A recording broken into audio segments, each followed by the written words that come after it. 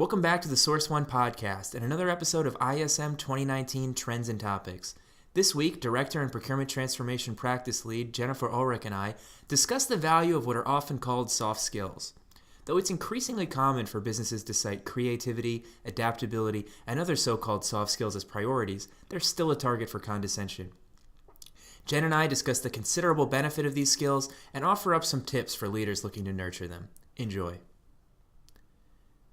Hey everybody, welcome back to the Source One podcast. I'm here with Source One Director, Jennifer Ulrich, to talk about a debate that is becoming increasingly popular in procurement and throughout the business world as a whole, the divide between hard and soft skills. Jen, in summary, what does the distinction between hard and soft skills mean to you? Well, first of all, Bennett, thanks for having me today. But to start out the discussion, I think that's a really good question. And the easiest way to look at it is that hard skills are more of a teachable or measurable skill. Something as basic and probably quite old-fashioned at this point as typing skills. So a typing skill, you can say, I can type X number of words per minute. That is something you can measure, and you can measure your skill improving over time. A soft skill is more, you can't measure it, right? So something like creativity.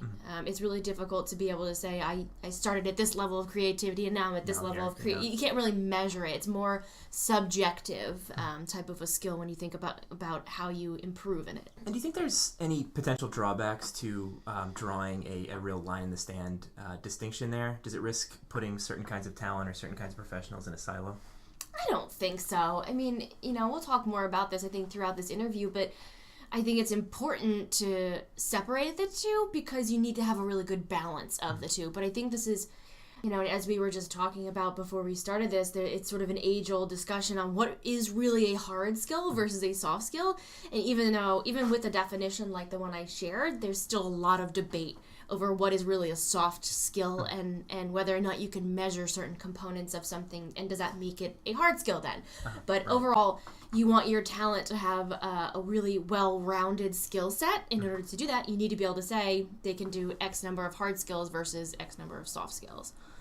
Feels like people are defining certain types of skills in a certain way based on their objective of the conversation and to kind of feed into what they're trying to achieve. And the definition therefore changes based on the topic of conversation. Would you say that sort of confusion around what necessarily qualifies as a hard and soft skill, would you say that's common?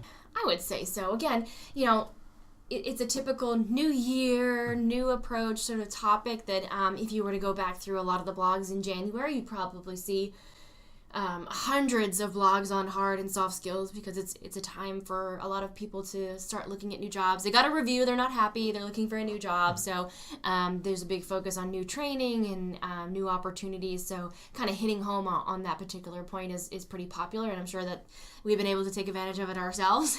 Right, yeah. But in general, I think if you go to each different blog, there's going to be certain themes of certain soft skills and hard skills, but again, there's no, I wouldn't say 100% consistency as far as what people are considering the different types of skills.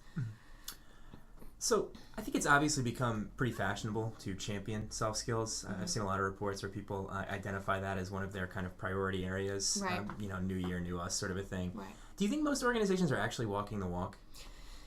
I would say no, but mainly because of the subjectivity of those types of skills that it's really hard to do. So how much time and effort do you think organizations are really putting into helping bolster creativity skills and critical thinking?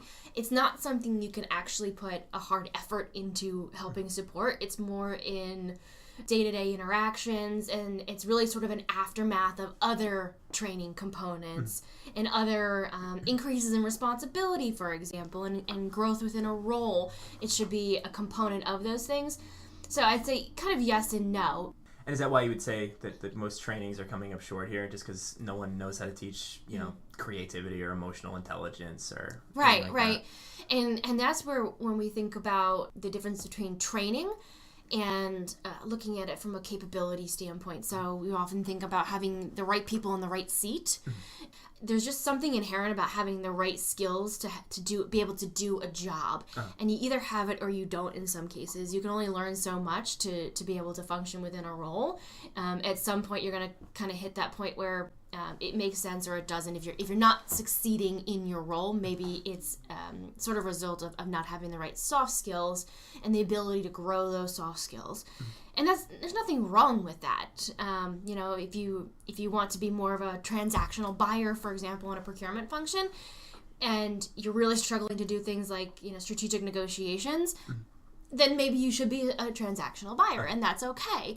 Leaving the more strategic activity to someone who has more improved critical thinking capabilities. Mm-hmm. So you've sort of implied an answer to my next question there.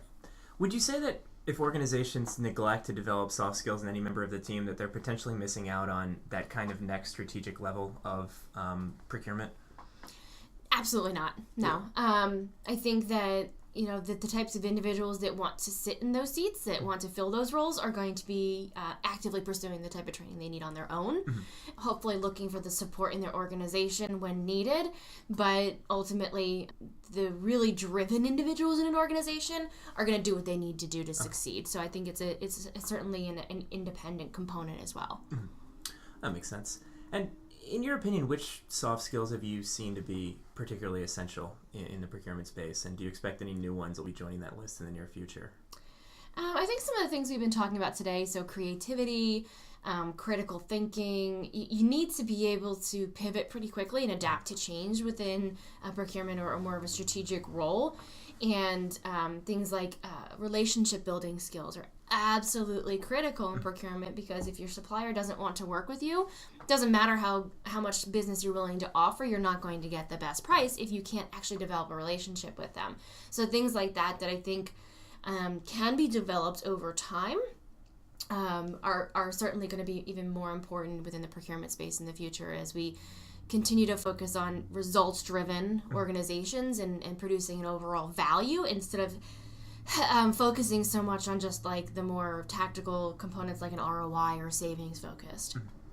Yeah, I can see a lot of soft skills related to risk management coming up too. I mean, we talk all the time about like climate change and kind of geopolitical tensions, meaning that you have to be ready to pivot at a moment's notice. I can see that being where creativity really comes to the fore. Right, I agree. Well, thank you for taking the time to talk again, Jen, and I hope to see you on the podcast again soon. All right, thanks, Bennett. Thanks again for listening to ISM 2019 Trends and Topics. We'll see you in Houston.